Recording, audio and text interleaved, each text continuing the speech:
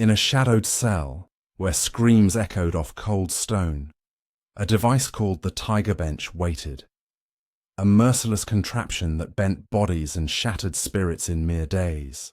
Welcome to the Tiger Bench, the torture that broke prisoners in days, a chilling dive into a dark chapter of history.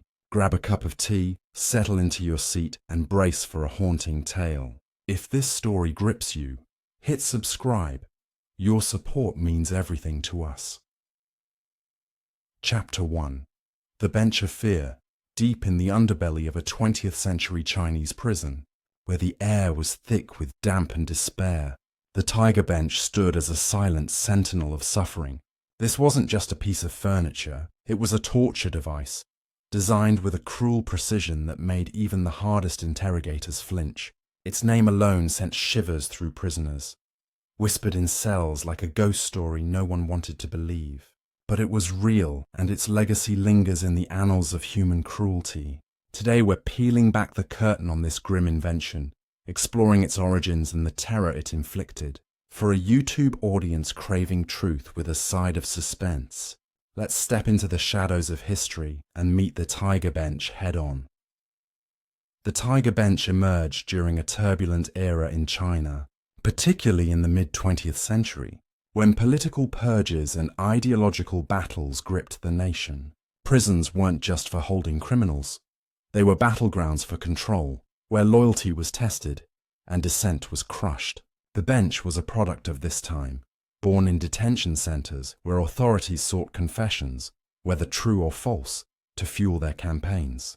Picture a simple wooden or metal frame, low to the ground, with straps and restraints that looked almost clinical, like something a doctor might use. But there was nothing healing about it. The bench was built to force a prisoner into a sitting position, legs stretched out, knees locked, and back arched unnaturally, with ropes or chains binding wrists and ankles tight. The angle was brutal, designed to strain every muscle, every joint, until pain became the only language spoken. Let's meet Zhang Wei, a fictional prisoner based on countless real accounts to bring this horror to life. Zhang was a schoolteacher in his 30s, arrested in 1958 during a wave of anti-rightist purges. He wasn't a rebel, just a man who'd once questioned a policy in a letter to a friend, a letter that landed in the wrong hands. Dragged to a prison in Henan province, he was thrown into a cell barely wider than his shoulders. The walls slick with mold. The guards didn't waste time.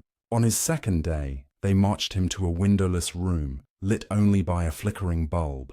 There it was, the Tiger Bench, its surface worn smooth by the agony of others. Zhang's heart pounded as they forced him onto it, his legs extended straight, his wrists bound behind him. The straps bit into his skin, and the guards tightened them, pulling his body taut like a bowstring. "Confess!" they barked, "and this ends."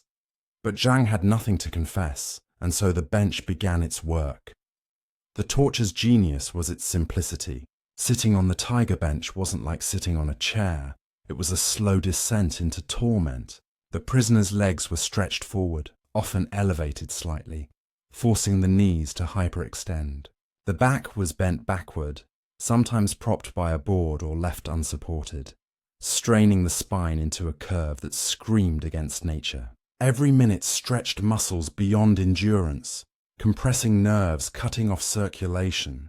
Within hours, the pain was unbearable. Muscles cramped, joints throbbed, and the body begged for relief that never came. Zhang, strapped to the bench, felt his thighs burn as if seared by fire, his lower back a knot of agony. The guards would add bricks under his feet, raising his legs higher, amplifying the strain. "Talk!" they'd shout, but his silence only tightened the ropes. Historical records, though sparse due to the era's secrecy, paint a vivid picture. The Tiger Bench was used in facilities like Beijing's Qincheng prison, where political prisoners, intellectuals, dissidents, even loyalists caught in the wrong faction, faced its wrath. Reports from survivors, smuggled out or shared decades later, describe sessions lasting hours, sometimes days, with breaks only to prevent death. One account from a 1960s prisoner, anonymized for safety, detailed how the bench broke his resolve in 3 days. "I'd have confessed to anything," he wrote, "just to stand again." The device wasn't meant to kill, though it could. Heart failure or organ damage wasn't uncommon. Its real purpose was to shatter the mind, turning defiance into desperation. Zhang, our teacher, lasted 6 hours that first session. His voice hoarse from stifled screams, his mind clinging to memories of his classroom to stay sane. Why was the Tiger Bench so effective? It played on the body's own limits. Unlike whips or chains, it used the prisoner's own weight and posture against them. The pain was relentless, building with every second, and the psychological toll was worse. Guards would sit nearby, sipping tea, chatting as if at a picnic, while the prisoner writhed. For Zhang, the worst wasn't the pain. It was the guard who read his confiscated letters aloud, mocking his hopes for his students.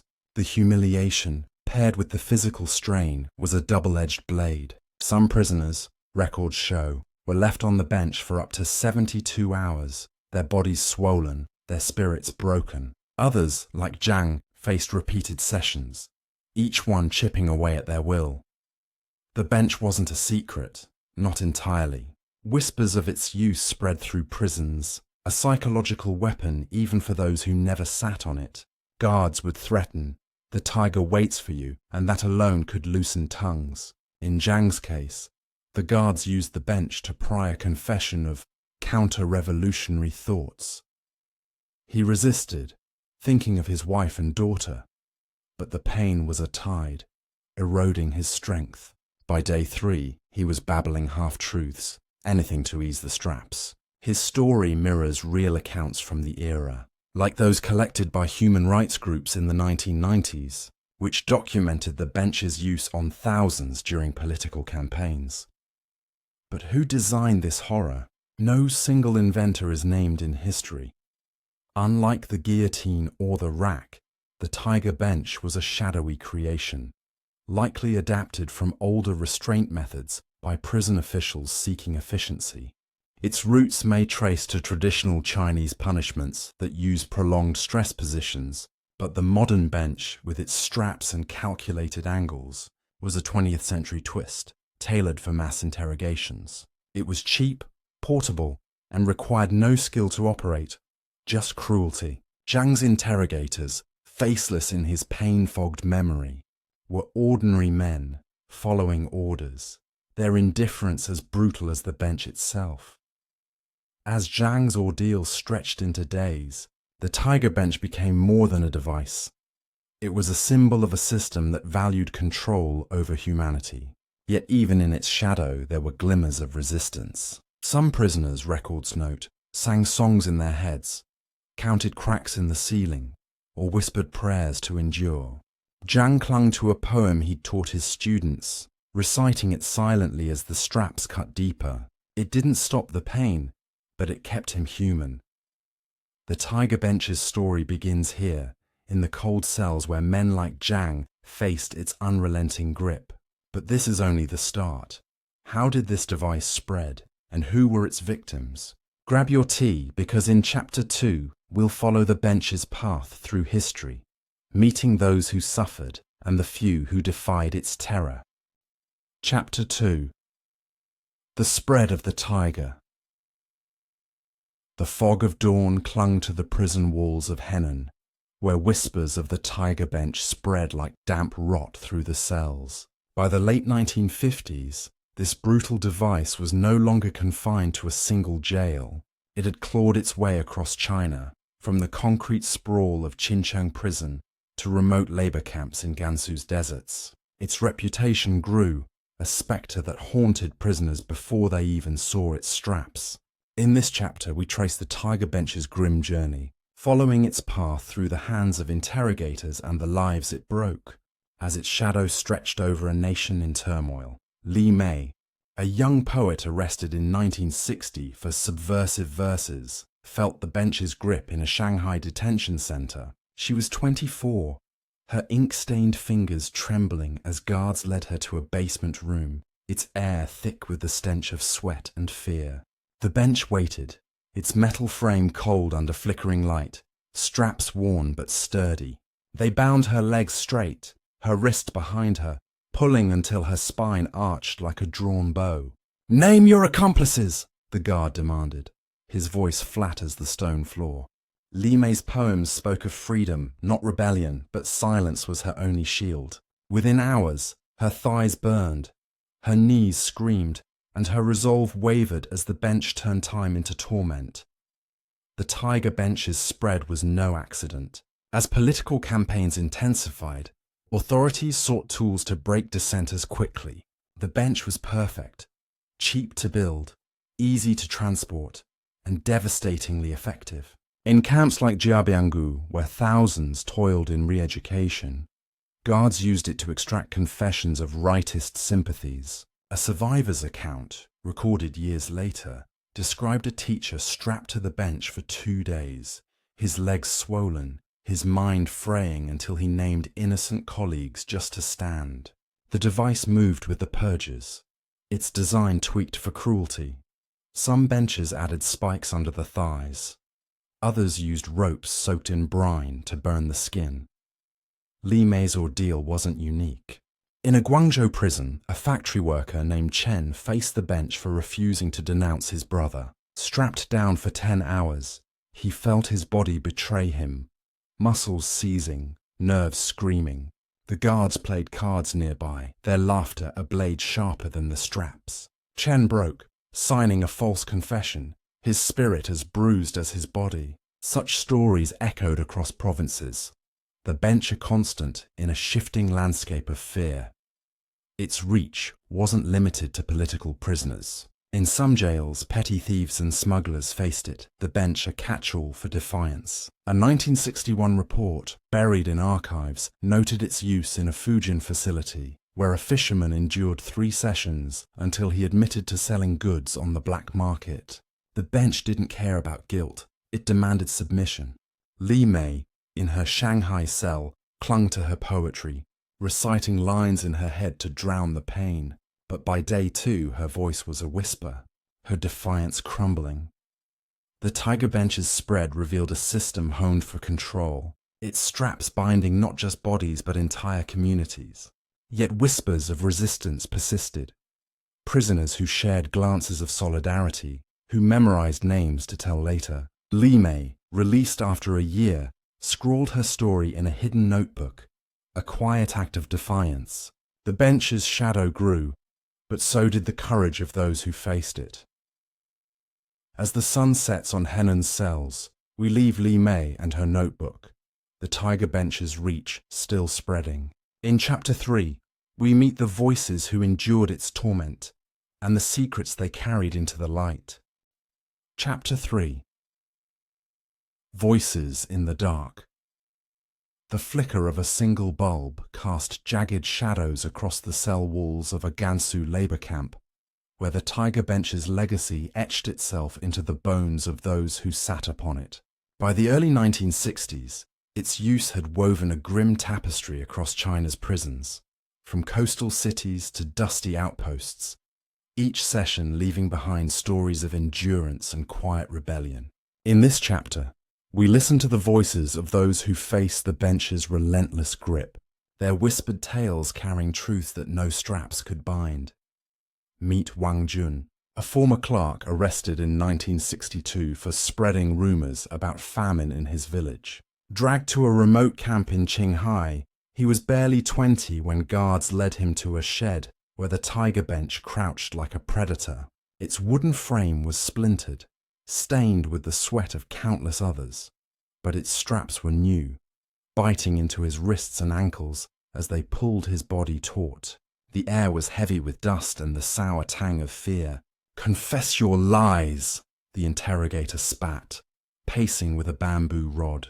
Wang's crime was a letter to his cousin, pleading for grain, truth labelled as treason. The bench stretched his legs until his knees felt like they'd snap, his spine a fire of pain. Hours bled into a haze, but he bit his lip, silent, picturing his mother's face to anchor him.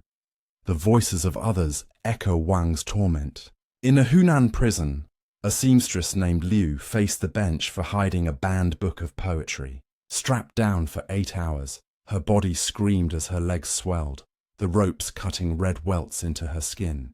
She whispered lines from the forbidden verses, a quiet defiance that kept her sane. Another, a monk in Sichuan, endured the bench for refusing to renounce his faith. His account, later smuggled to a Hong Kong journalist, described how he chanted mantras in his mind, the rhythm dulling the agony as guards mocked his shaved head. These prisoners, diverse in their lives but united in their suffering, found ways to resist, not with fists, but with fragments of hope. The bench's cruelty was its predictability. In every camp, the routine was the same. Strap the prisoner, tighten the ropes, elevate the legs with bricks or boards to crank up the pain. Some interrogators added twists, a bucket of ice water over the head, or a fan to chill sweat-soaked skin. In Wang's case, the guards dangled a cup of water just out of reach, taunting his parched throat. Yet the prisoners' voices carried defiance. Liu, the seamstress, memorized the faces of her tormentors, vowing to tell her story one day. The monk shared his mantra with a cellmate who passed it on, a ripple of courage through the bars. These stories weren't just whispers in the dark, they were acts of survival. In a Shandong facility, a young engineer named Zhao endured the bench for 3 days, his body near collapse. But he scratched dates into his cell wall with a smuggled nail, a record of his defiance. Wang Jun, in Qinghai, hummed a childhood lullaby, its melody a lifeline as the bench strained his joints. These small rebellions, songs, scratches, silent vows, wove a thread of humanity through the torture's grip, proof that the spirit could bend, but not always break. The Tiger Bench's reach was vast, but so was the resilience of those it sought to crush. Wang, released after months, carried scars on his wrists and a fire in his heart. His story whispered to others in the camp. The bench could break bodies, but voices, like seeds, found cracks to grow. As the bulb dims in Qinghai's shed, we leave Wang and his lullaby, the prisoner's whispers rising like smoke. In Chapter 4, we uncover the bench's makers and the system that fed its hunger, peeling back the layers of a nation's silence. Chapter 4. The makers of misery. The sun sank low over the barren hills of a Gansu labor camp, its fading light unable to pierce the gloom of the cells where the Tiger Bench held court. By the mid-1960s, this device had become a silent partner in China's campaign to silence dissent, its straps and frames a grim signature of control. But who crafted this instrument of torment, and what system fueled its spread? In this chapter, we delve into the shadowy hands behind the Tiger Bench, uncovering the machinery of a regime that turned wood and rope into tools of despair. In a Beijing prison workshop, a carpenter named Hu Ming worked under flickering lanterns, his hands calloused from years of labor. Arrested in 1963 for Daiman Gongzhou, negligent work, after a factory mishap, he was no dissident, just a man caught in the gears of a relentless system. Guards forced him to build benches, low sturdy frames with slots for straps, their angles calculated to maximize pain. Hu didn't know their name at first, but he overheard the term Tiger Bench from a smirking officer. Each nail he drove felt like a betrayal, though he had no choice. Refusal meant facing the bench himself. His story, pieced together from later accounts of prison laborers, shows how the device was born, not from a single mind, but from a bureaucracy that prized efficiency over empathy. The Tiger Bench's makers weren't just carpenters, like Hu. They were the interrogators who tested its limits, the officials who ordered its use, and the system that rewarded broken confessions. In camps like Jiabiangu, supervisors issued quotas for confessions, pushing guards to tighten straps and add bricks under prisoners' feet. A 1964 memo, later uncovered in declassified files, instructed wardens to Extract truth through sustained pressure, a euphemism for devices like the bench. No blueprint bore a single name. Its design evolved through trial and error, refined in workshops where men like Hu worked under threat, their tools shaping suffering. Take Officer Liang, a young guard in a Shandong facility, whose job was to oversee the bench's use. He wasn't cruel by nature, but ambition drove him.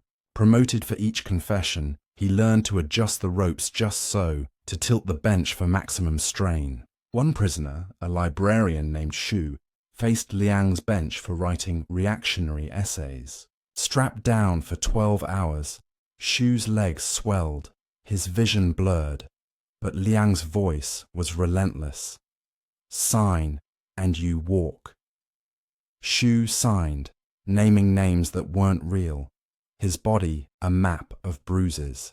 Liang's log later leaked, recorded dozens like Shu, each session a step up the career ladder. The system behind the bench was a labyrinth of orders and fear. High-ranking officials in Beijing set policies, but local wardens had leeway, adapting the bench to their needs. In a Fujin camp, one added metal clamps to pinch nerves. In Hunan, another used wet ropes to chafe skin raw. These innovations weren't celebrated, but quietly shared, a grim network of cruelty. Hu Ming, in his workshop, saw guards test his benches on straw dummies, nodding at the angles that promised pain. He carved a tiny mark, a crescent moon, into each frame, a secret apology to those who'd suffer. Yet the makers weren't just the carpenters and guards. The system itself, with its purges and paranoia, demanded tools like the Tiger Bench. It thrived in a climate where loyalty was currency and silence was suspect. Hu, released after 2 years, never spoke of his work, but his trembling hands betrayed him when he passed a prison gate. Liang, retired by the 1970s, kept his logs hidden, haunted by names he'd forced onto paper.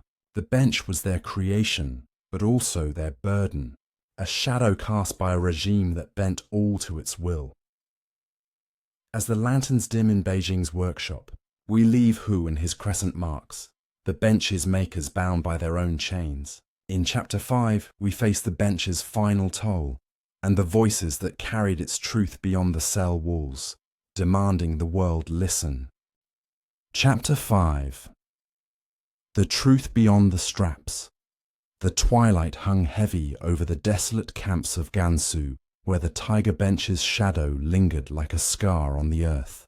By the late 1960s, its straps had bound countless lives, from poets to labourers, each session a brutal hymn to control. But as the political storms of the era began to shift, the bench's reign faced a reckoning, not through force, but through the stubborn voices of those who endured and the truths they carried into the light. In this final chapter, we uncover the Tiger Bench's lasting toll, the system that fueled it, and the courage that exposed its horrors, revealing the full scope of a device that broke bodies, but not all spirits. In a Qinghai cell, Wang Jun, the clerk from our earlier tale, sat on the bench's edge one last time in 1963, his body a map of welts, his mind frayed but unbroken. The guards had extracted a confession, names of co-conspirators he'd invented to end the pain. But Wang's real defiance came later. Released after a year, he scribbled his ordeal in a tattered journal, hidden under his floorboards. His words detailed the bench's cruelty, the ropes that cut like knives, the bricks that raised his legs until his knees screamed, the guards' taunts that stung worse than the straps. They wanted my soul, he wrote, but I kept it in the lullaby I hummed. His journal, smuggled to a cousin in Hong Kong by 1970, became a whisper of truth, one of many that would unravel the bench's legacy. The Tiger Bench's toll was staggering. Across China, from Shanghai's damp cells to Xinjiang's arid camps, thousands faced its grip.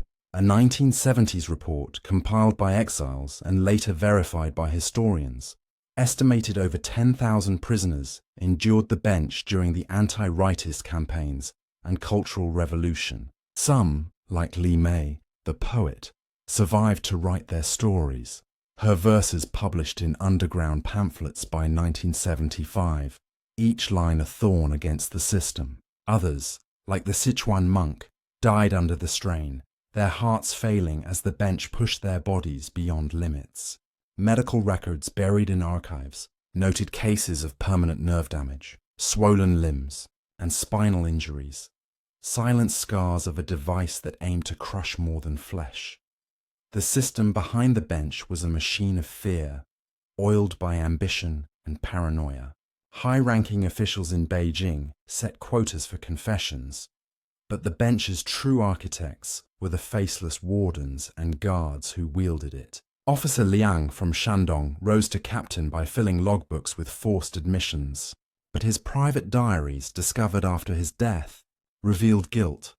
I saw their eyes begging, and I tightened the straps anyway. The carpenters, like Hu Ming, built the benches under duress. Their crescent moon marks a hidden cry for forgiveness. The system thrived on silence, prisoners too broken to speak, guards too complicit to question, officials too distant to care. Yet cracks formed as survivors like Wang and Li Mei shared their stories, their words seeping into exile networks and foreign presses by the late 1970s.